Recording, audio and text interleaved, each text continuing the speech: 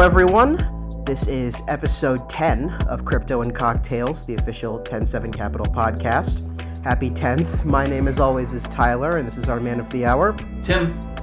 So today, to, celebrate our 10th, but also so we can talk about a very interesting sort of more deep dive on a topic that we've done before, I wanted to start us off with a very famous Italian cocktail.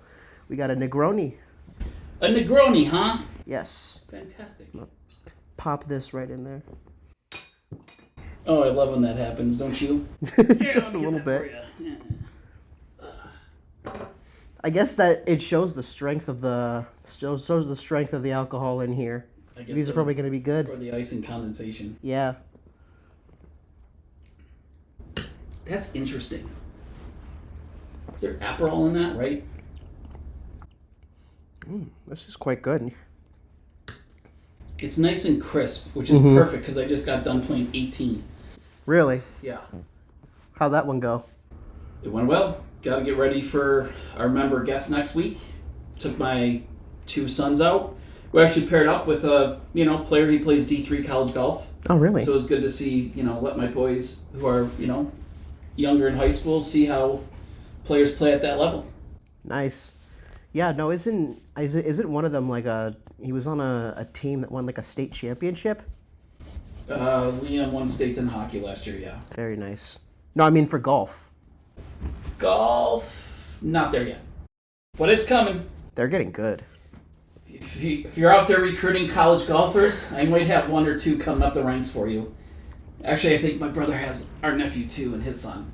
Yeah, we got a whole. I mean, at some point we're building a squad. Yeah, no, at some point I want to do an episode just about golf, not even about crypto or finance or anything, just golf. Yeah, and I mean, we should talk golf too, right? Because I've been playing Titleist, Vokey wedges for about 10, 15 years now. And I just took them all out of my bag. They're just old. The technology's old. So it needs to be updated. Yeah. I mean, it's still a Titleist, so you're going to get something out of it. Yeah, I might go full Mizuno's. So we'll see. I'll tell you what people are not getting anything out of. The stock market? Legacy platforms. That's true. So I wanted to do sort of a deep dive. And listen, for anyone out there, you got to listen to this one because a lot of things have happened even within the past 12 hours of us recording it. So. Oh, yeah. No, I wanted to kind of do a deep dive today because I know we've talked about this on previous episodes. We've talked about it in shorts. I know you've talked about it in some posts that you've done in the mornings every so often. But, we've mentioned how you really just can't trust legacy platforms and how legacy platforms are really just behind on the times, but also how, they'll say one thing and they'll mean another thing. But yeah, I wanted to sort of talk about, we've mentioned this on previous content before. We've mentioned this in posts. We've mentioned this on previous episodes of this podcast. But really just, you can't trust legacy platforms. It doesn't even mean you can't trust them. I mean, what really the conversation is about now, it's the greatest wealth transfer we've ever seen in the history of mankind. It's happening now. Over $70 trillion are leaving the baby boomers' hands and going off to the next generations. Yep, and that's kind of what I want to... And the other part of this is the coming crypto dynasty. Yeah, no, and I wanted to talk about both of those things, kind of do more of a deep dive into those today, because, the next generation, as we've alluded to on previous episodes and in previous content, the next generation of high net worth, ultra high net worth heirs, but really just investors in general, I've found, they want sovereignty, they want regenerative finance, and the way things are going, the way things are going, it's going in that direction. Like you said, we're currently undergoing the greatest wealth transfer in modern history, if anything, in history, period. So let's talk about that, right? Okay, so here's one for you, for all you viewers and listeners out there. Rick Edelman, who's in the Barron's Financial Advisory Hall of Fame. I think he founded Financial Engines. He's been an advisor for 39 years before he sold his business, and now he's more forward-thinking consulting type thing. And Rick is an advisor or a guy in our industry that has been ahead of the curve, same with us. So he came out today and he finally said, okay, my crypto allocation, I finally come up with it. And here it is for everybody out there who's burying their heads in the sand like an ostrich, and you're going to get shot. And you have 100% earned this because you're the one speculating. People that are buying crypto are not speculators. They are investors. It's the new asset class. It's a new wave. It's the new finance. And every dollar of traditional finance is now going into crypto. I was on the phone with my attorneys last night going through all this stuff we're working on. And the entire inside of engine of Wall Street has already made the move. So if you haven't had any movement, I don't know what to tell you at this point, but you're going to have to sit on the sidelines. But the point of it is he came out, Rick said, okay, at the very least, if you're the most conservative investor out there, you should have at least 10% of your net worth in financial or your investable assets should be in crypto. That's 10%. And that's 2 to 4 times what even most financial advisors are going to tell you today, because their compliance departments say 2.5 to 5, and they're going to get burned on it. And he said 10% to 40% if you're aggressive. So there it is. So keep buying your 60-40 portfolio. Keep buying stocks, bonds, and cash, believing they're making you money when you're getting buried. Keep believing that you're not living in the Great Depression of the 21st century. And, sleep on the fact that you're going to miss out on the next generation of finance. The banking system was born out of the Depression in the 20s and 30s, in the 1900s. And the crypto world, same thing. Like I was on the phone today with someone, they're like, oh, we have a condo, we're going to keep it for our kids. Why? Because it's going to save you for college? It's not going to do anything for you for college. It's worthless. Even real estate is worthless. It's not going to grow at the factors that crypto and digital assets and the digital reality and space is going to grow at. That's something I wanted to touch on in particular before we continue, the real estate market in particular, because I've heard a lot of people saying, oh, it's not like the 2000s. Real estate is actually really profitable now. What's up with that? No, it's not profitable at all. I would argue that it's a money loss. Even if you go out, you need the scale you need to make real estate profitable in today's times. Like, this isn't 70s, 80s, and 90s. The baby boomers got off for free, okay? So if you're the next generations, you have to figure out the new game. And, okay, my real estate's going to go up at 3 to 5% a year. Great, you're still losing 7% year over year, minus all the taxes you got to pay, minus any HOA fees if you have condos and stuff like that, minus the fact that, oh, by the way, I have to deal with local stuff, rules, regulations, and that garbage. And then I have to spend my time and energy finding renters. And then I have to dump money in when crap breaks. You're not making money in real estate anymore. If you want to buy real estate, go buy it in India. Don't buy it in America. I remember actually just today, funny enough, I saw a post. I buy real estate in India. India's booming. Well, we'll get to that. But real estate in America is dead. If you're not commercial, warehouse, data centers, if you're not big time development like Tesla headquarters, don't bother, because you need to purchase at least 2,000 properties to turn it into value. Who's sitting on that cash? I would rather just buy crypto. I don't have the headaches. I can buy Bitcoin knowing that Bitcoin, as Fidelity just called, going to $1 billion by the year 2038 relative to a US dollar. So why would I buy real estate? I wanted to... It's crazy. I wanted to touch the one on... I'm not saying 100% in, but come on, get with the times. You mentioned the boomers in particular and sort of how they're just taking... It's very condensed, this one, isn't it? It is. It's refreshing, but it's got a really weird aftertaste. But no, you mentioned the boomers. I found it interesting because I saw a post earlier today, funny enough, how there was this elderly woman who... She pretty much sold all her assets without consulting anybody else in her family. She sold everything, and then she bought a ticket on this cruise liner, and basically the ticket was valid for like the next 30 years, basically like the rest of her life. Yeah.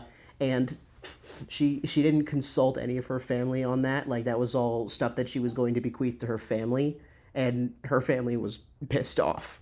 It's just funny to me because it shows just that attitude that the boomer generation has.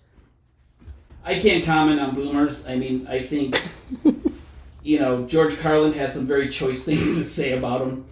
As he does with most things. You can't things. really stereotype, but at the same time, it's the baby boomers got off easy. They lived in an era of free money. And what I said today is like, honestly, if you're listening to this and you don't have $50 million, you're not wealthy. Like, someone that has $3 million, if you think you're going to retire on $3 million at the age of 70, you're out of your mind. It's not going to happen. You're broke. This isn't the 1980s. Like, unless you have 50 to 100 million and you're not sitting on at least $1 million in crypto, you're toast. Like, you don't have a retirement plan. You have a sinking boat like the Titanic. Yeah, and this is where it comes to, the ultimate reason why I think it's important to do a deep dive on legacy platforms and their attitude, because fundamentally, as people in this generation are discovering and believing more and more, if your wealth plan doesn't include tokenized assets, like your heirs are going to fire their advisor. You won't even have to worry about it. The thing you're going to have to worry about is praying that your heirs and beneficiaries have anything left over. Right? Like, legacy platforms were built to gather assets and charge fees, and it's across the entire board, retirement accounts, 401ks, blah, blah, blah. It's money making, easy money making for Wall Street. So they, then on Wall Street, we could take your money and use it to make more money. That's the whole system. So you have to wake up to that and understand that. And honestly, I have to look every day at all of our accounts that we manage on the investment side, right? And I literally now in my head have to compare every single investment I have to Bitcoin. Because people call me on performance, and performance doesn't matter. If you're worried about performance, just know you're broke. You should be focused on planning and taxation and tax planning and legacy planning. It's short-term thinking. Your S&P 500 is guaranteed to match inflation, and you assume all the risk. So wipe out the S&P 500 because that's going away too. If you look at index funds out there, because every advisor is, oh my God, my Russell 2000 mid-cap fund is so great. 40% of the companies in the Russell 2000 will be bankrupt and in bankruptcy court by the year 2028. That means 40% of the index that you own through Vanguard, Schwab, and Fidelity is worth zero. Zero. This is like the Mark Baum character in The Big Short. There's a 0% chance, 0% chance that you don't hit that 8% and the market doesn't collapse on your head. So as an advisor, and I'm not an advisor, I'm a strategist and an architect, and just focus on finance, I have to compare every single dollar now to Bitcoin. And then I have to deal with these archaic rules and regulations and compliance departments that protect legacy assets and try to wear a fiduciary hat and act in my best interest. As a person in my position, and all financial advisors now are sitting in the middle of one of the largest conflict of interests we've ever seen. I have to adhere to an archaic system telling me only 5% in crypto, but the forward thinkers are seeing 10 to 40.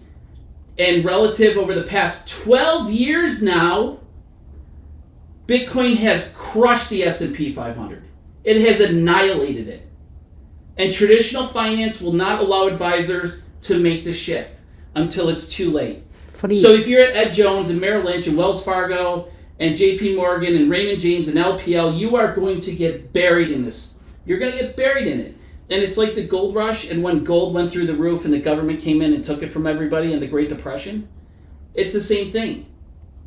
So now you have an entire new economy that are digital assets that not only are going to outperform relative to the benchmark that everyone uses for measuring their wealth, the US dollar. Not only is crypto going to destroy anything else you can get in traditional finance, but it's going to annihilate the bond market and the US Treasury market. They're all going to get annihilated. They already have been annihilated.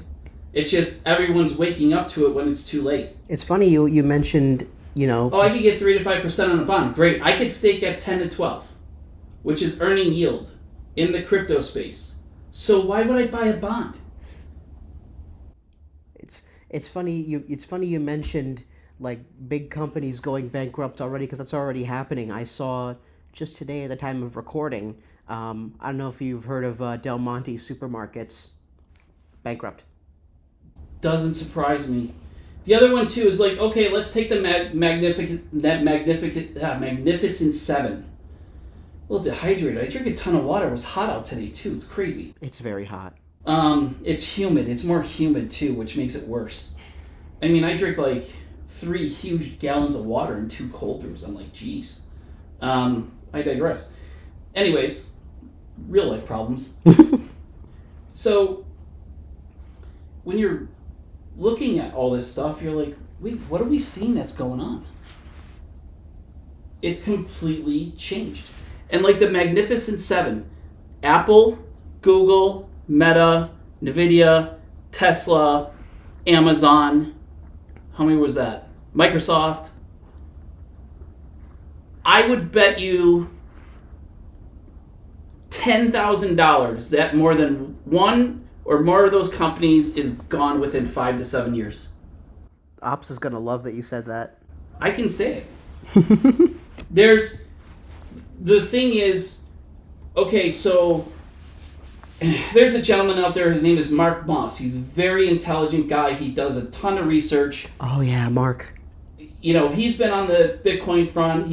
I think he's a California guy that, made it in real estate, lost it during the crash, and you have to go through those cycles to learn really what money is and what money's about.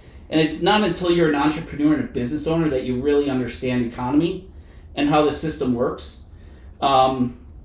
So he had a great presentation, or an interesting presentation that he just presented. I didn't see his presentation in Vegas, but in Prague. And okay, so you're a business, right? And this is when I'm talking about the Mag 7. You're a business, you're measured on PE ratios, debt to income, blah, blah, blah, blah, blah, right? Whatever the traditional metrics are, those metrics don't apply anymore. So he did the analysis. He said, okay, if I have a company that, has $100 million of revenue, has 500 employees in the traditional model, the profit margin's 20%, and my treasury fund is yielding 5%. That's a business that's just getting along and making it, right? 20% is not high profit margin. 5% treasury yield on your treasury fund is bankruptcy. That's where we're at now. We are in the Great Depression of the 21st century. It's only been covered up by money printing. That's why no one knows what's going on, except those who study. Those that see this have done a tremendous amount of homework. And we spend 10 million hours studying this, and most people spend 10,000 hours watching Netflix. So this is... And I'm going to get to that in a second. And the point is, and this is why one or more of the Mag 7s will go away. I can take the same $100 million revenue company, I can add an artificial intelligence, go from 500 employees averaging $200,000 in salary, if you're a technology company, right? I could go down to 50 employees at $200,000, and then my AI, I switch my treasury over to Bitcoin and crypto, where I'm making 40% versus 5%. My profit margin just alone on artificial intelligence and cutting my workforce and labor force and the efficiency of AI, my profit margin just went from 20% to 85%. And then instead of making, 5% on whatever my treasury is, let's say 20 million, 20 million, I'm making 40% on a higher margin of 80 million because I'm not paying so many employees. And the best part for the employees as well, it doesn't even hurt them either, because the way MetaPlanet, MicroStrategy, all of these big companies are figuring this out. And supply on Bitcoin is 95% of all Bitcoin in existence today is currently owned. The next 5% is about to be gobbled up faster than you can imagine, and everybody's going to miss this. But the best part as well with the way that these companies are going, especially as it relates to artificial intelligence, is it doesn't even harm the employees either, because the way that the economy is going and the way that things are becoming, more creatively focused, it's easier than ever now for average people who are not skilled laborers to become skilled laborers.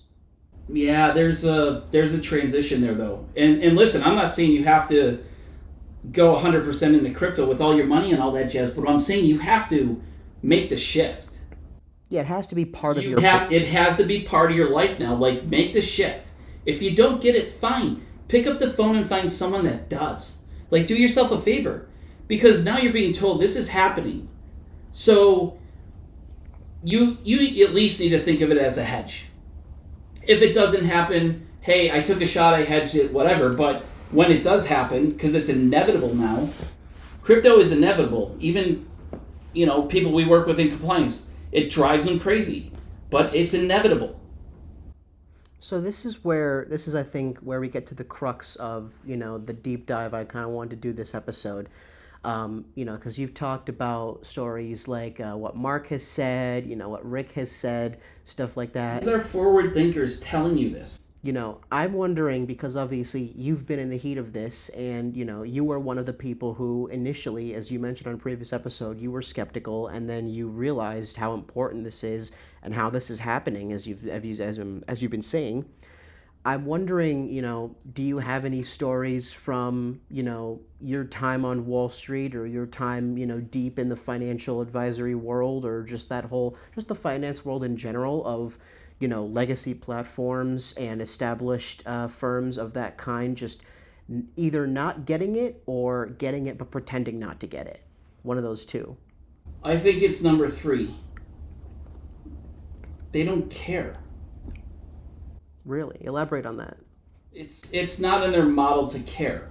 Like, when you go to most people, and this is actually across, this is across all sectors now, from what I've experienced and learned. Lawyers, doctors, real estate agents, finance people, bankers. The majority of people in our world are not forward thinking. They're doing whatever it takes to make a buck. They're doing whatever it takes to pay for their family and the lifestyle that they want. And that's all they'll do. When I had a meeting down in Greenwich last week, and even these institutional players that are now coming and trying to work with financial advisors, they're baffled. They're like, I don't get these people. They know nothing about finance. I go, no kidding. They don't know anything about finance. They are salespeople. They're selling you a product. And it looks pretty because they put it next to a CFA designation and a CFP designation and all these other designations that are worth nothing. The CPA is nothing anymore. The CFP is nothing anymore. The Juris Doctorate is nothing anymore. Medical Doctorate is nothing anymore. Technology has made all of those people obsolete, and they should be obsolete because they've never continued to forward think. They got wealthy and rich off of making money, and they never adapted. They got comfortable. They've got fat and happy. They sat like a fat cat. And what was the revenge for doctors? HMOs. Right? Mm-hmm. What's going to be the revenge for attorneys and real estate agents? It's called artificial intelligence. I work with very specialized attorneys because they're forward thinking, and we have to outthink even what's already out there. So right? really, you would say in terms of I could replace 95% of attorneys, CPAs, real estate agents, doctors, personal trainers, almost across the board. Can't replace a really good auto mechanic, though. You get a really good mechanic, man. They can all be replaced with technology now. Even advisors. Adapt or die. It's like Billy Beane and Moneyball, man. Baseball changed, when the Red Sox won the World Series. It changed. And Moneyball to baseball is exactly what crypto is to finance. And artificial intelligence is going to be to all companies across the world. And this isn't a question of if it's going to happen or not. It's already happened. It just happened. And the nail in the coffin on this movement was the new wave of red that happened in America. These are entrepreneurial people. They don't give a crap about politics. But they're business people. And they're going to change it because they've seen the realities of it.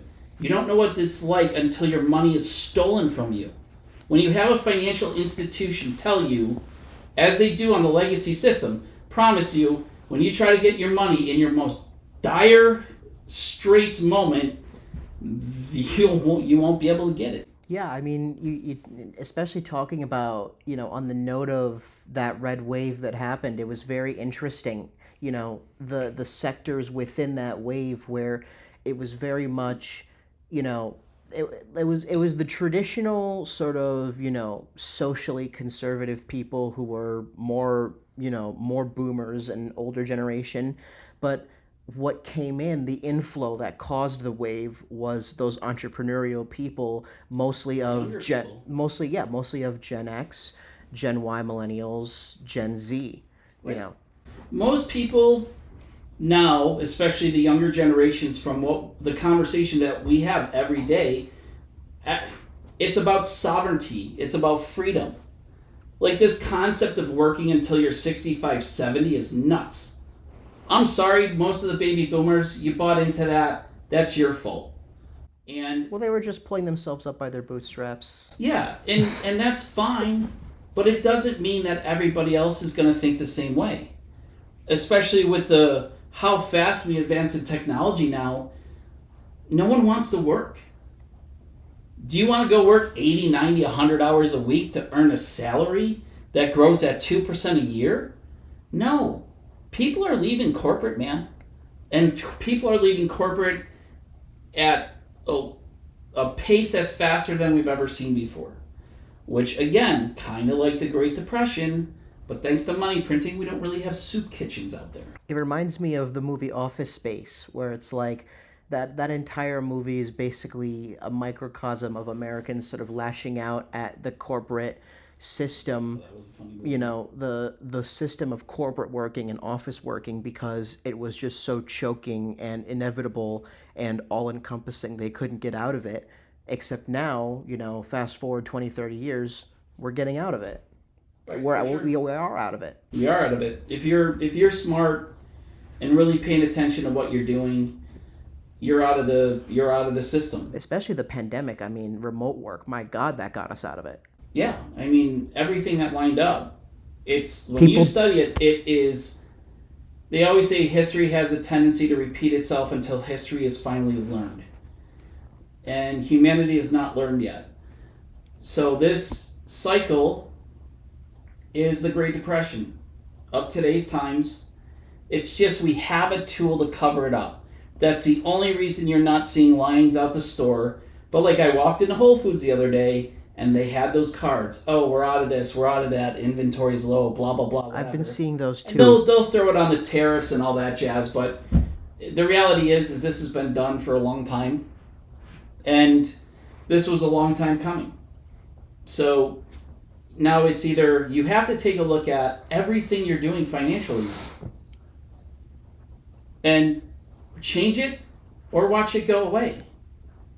Because there's the big, beautiful bill going through. Mm-hmm.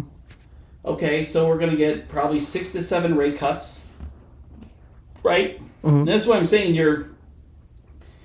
The profitable real estate is not in traditional real estate. And it's in tax-efficient real estate and commodities real estate. It's not in buying a house. It's not in vacation homes. It's not in condos. It's not in rentals. Like, if you don't already own that through generations or acquisition by now, just forget it. Move into different real estate. But now it's a new opportunity to do something new. And if you adapt to this you'll benefit from it. If you don't, you will watch it go away. Especially, I mean, that bill is I mean, just the starter, just the framework. The real magic comes in the Genius Act. You want to talk about the Genius Act? Well, and so with the big beautiful bill first, we're going to get what 6-7 rate cuts plus another $4 trillion of printed money. Mm-hmm. So, bye dollar. Okay, so let's talk about the Genius Act. Okay, U.S. Treasuries are no longer being purchased by countries across the world because they know what we know. The U.S. is bankrupt, right? So, okay, China stops buying U.S. Treasuries. I need a place to park U.S. Treasuries so we don't blow up. What do?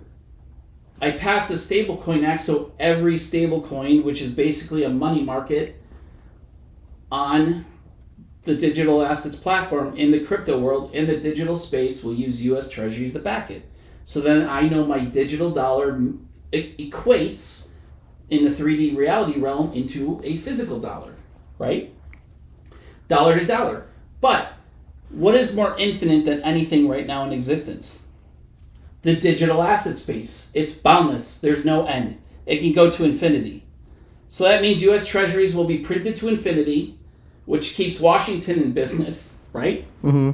But at the same time, your dollar goes to crap because essentially the value of it goes worthless. Mm-hmm. So you have to own Bitcoin. You have to own Ethereum and XRP and Solana and SWI and all these others.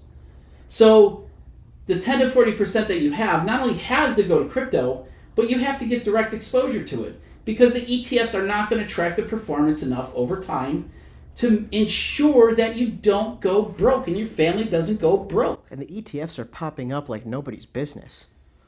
ETFs, I mean, they're coming up out of nowhere. They're getting away from the regulation where there's an actual, I think it was like 19B-4 or 19B-4. Yeah, just yesterday at the time They're eliminating the requirement for that. Fannie Mac, Freddie Mae, they're asked to be, to take crypto into account as collateral for mortgages. Freddie Mac and Fannie Mae are now going to investigate Jerome Powell, who's the head of the Federal Reserve. So do you get it yet? Yeah, like just yesterday, I mean, Grayscale opened up probably the single largest and most all-encompassing crypto ETF that's ever been formed. Bingo. Oh, and by the way, you'll use Bitcoin to go faster through the Panama Canal and get your shipments to where it needs to go to. Mm-hmm. So it's just the only thing. It's weird, right? Because when you're in a position as I am in, especially working with clients or trying to help people understand really the realities of what's going on, your traditional advisors and legacy platforms can't do this. They won't do it because it's not because they don't want to. It's just they become so tied to a system that was built in the 1930s, and their entire legacies were built on that. Some of them will adapt, not in time enough to get the real bang for your buck. But at the same time, you're looking at a new space, and I mean, especially when you look at the work that they're doing at Robinhood. Like, I think Robinhood's on point. Every time I watch their CEO talk, and the way he sees the world and thinks about the world, and becoming this all-encompassing custodial platform for retail and institutional, I think is very, very smart. They've really recovered. They were a couple of years ago, they were in hot water, and they've really recovered. Well, it's hard too. Like, they had issues during the spikes in COVID. When you get a massive amount of trade orders that come in and your systems can't handle them, it shuts you down operationally. And you can't understand that until you see it and go through it. And that's why I think they had some issues, but I think they've been very thoughtful. And it's not a promotion for Robinhood, but I'm saying they seem very thoughtful about how they're doing things, Mm-hmm. right? And it's just, we're at a point in time where I can't have these conversations with people anymore because I'm just done having them. You just blew in the mouth? Yeah, I'm just blue in the mouth. It's like, dude, you're right. What would I know? I've only been doing this my entire life. I've only seen it from the largest, inside the largest investment firm in the world. I've only been on the cutting edge of everything I've ever done financially. And if you want to, go buy your Fidelity account and buy a couple stocks that go up 20% a year, that's great, but you're not making money, you're not generating wealth. So that's something I want to touch on, I think. And I'm talking about generation of wealth. Like, I'm not trying to equal what I can get in a bank account, because that's all the markets are now. I'm talking about the life of sovereignty and freedom that's played above the nation-state game, above rules, regulations, boundaries, and borders. That's the game. This other stuff is glorified banking. So that's what I wanted to touch on in particular, just before we call it for today. You mentioned obviously being part of one of the largest investment firms in the world, and what you saw in there. Sort of, I guess, walk us through, I guess what you can tell us, sort of what did you see as it relates to, companies just, their attitude towards crypto and their attitude towards, the great wealth transfer that we are experiencing that you saw in there? Well, I was out of there by the time something like this happened.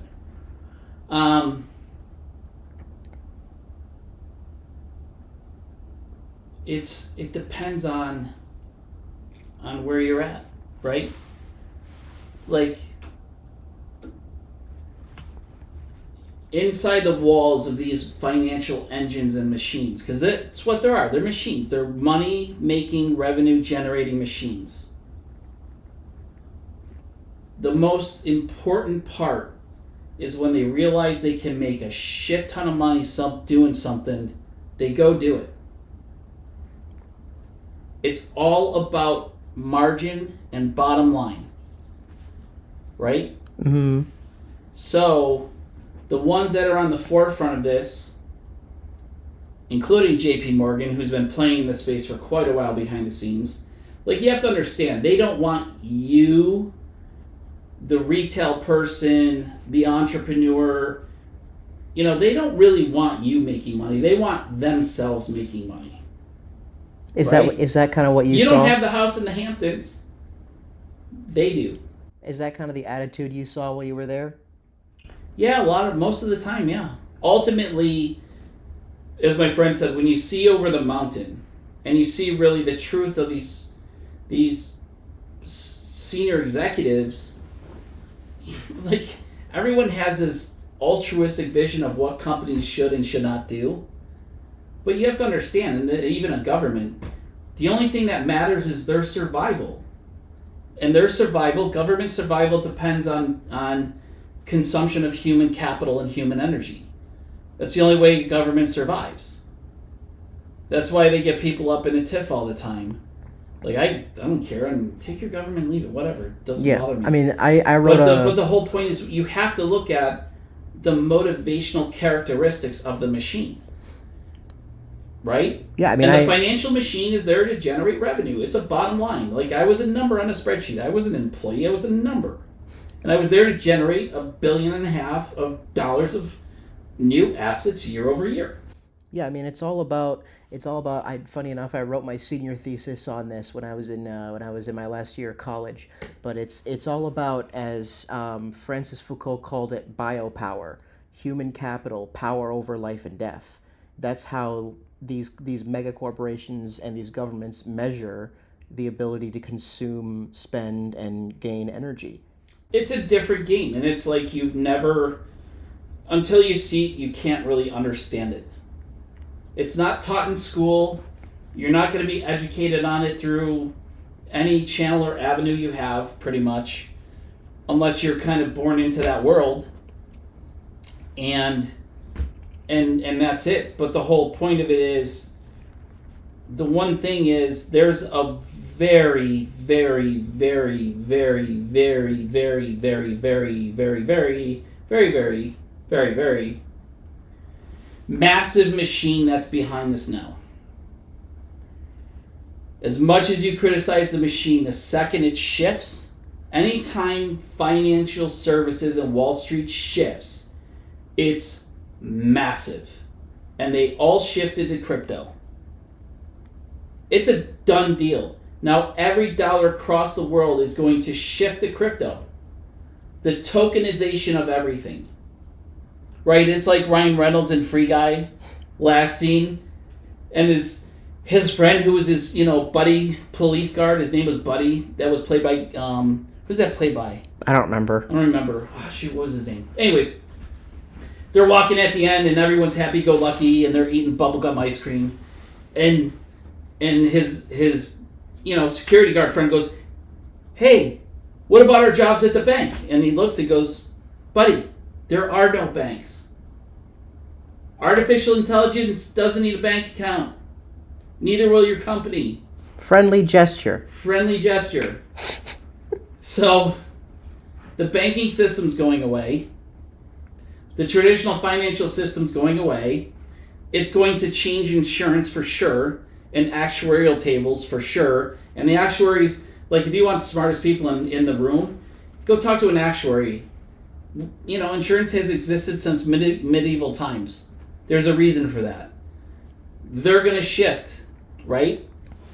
And you are now in a world, and like I said before, I have to deal with this every day. Man, I really like this stock. I really like this company. And yeah, let's say it could go up 10 to 20% next year. And then you look at Bitcoin that is now like, okay, Bitcoin could probably hit $1 million in 6 months. Given the wave of fiat currency, money printing, global liquidity, all this stuff, relative to the US dollar, if you want to price yourself in the dollar. Okay, so Bitcoin can go up, let's say, to 500,000 to 1 million. No stock is doing that. It's a massive problem. We're not ready for it. And people are going to get burned in this one. And AI? Forget it.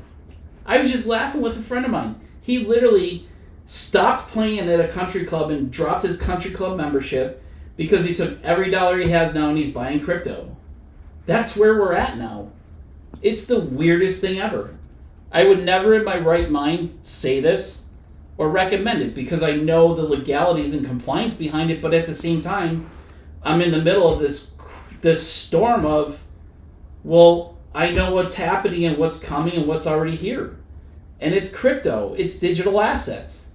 The next generations of custodial platforms will have stocks, bonds, every investment you could possibly imagine.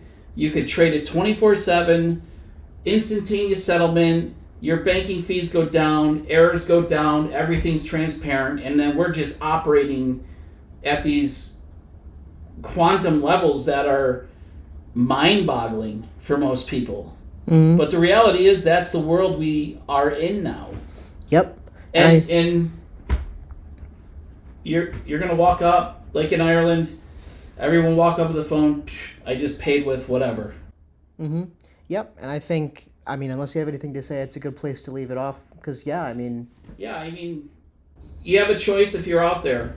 Like, either adapt and work with people who are doing this and have a clue, or, look at their pretty 80-page books that they send you on how you're going to have a sweet retirement and understand that there's 100% chance that is not going to happen for you. Yeah. That's the reality. Because fundamentally, we are in, and this is the title of the episode, the Great Wealth Transfer. We are in the Great Wealth Transfer, and this is happening. Trust me, it's not great for professionals like me. The traditional financial system is way out of date, and it's putting us in a massive, massive shitstorm. Mm-hmm. No, I think it was definitely interesting to hear sort of a more grounded perspective on what's been happening, because we've been talking a lot in previous episodes about the logistics of it, the structure of it, the math of it, the data of it, the definitions of it. But now we're kind of seeing, because there is a human side to it too, there is a grounded side, an everyday side that you and people like you are seeing. Yeah. So, and instead of watching a series on Netflix, take that time to go do your homework on this. And when you do your homework on this, I promise you will see what we're seeing. Yep. but I think, as always, that's a good place to leave it off. It's like we always say in our content, do your homework, stay well advised so you can live the life you want to live. But as always, this has been Crypto and Cocktails. My name is Tyler. Timnihill, I don't know how I feel about the Negroni. It's refreshing, but it's got a bitter aftertaste to it. Yeah, it's an interesting one. Cheers, though. Cheers. Off to the hockey rinks.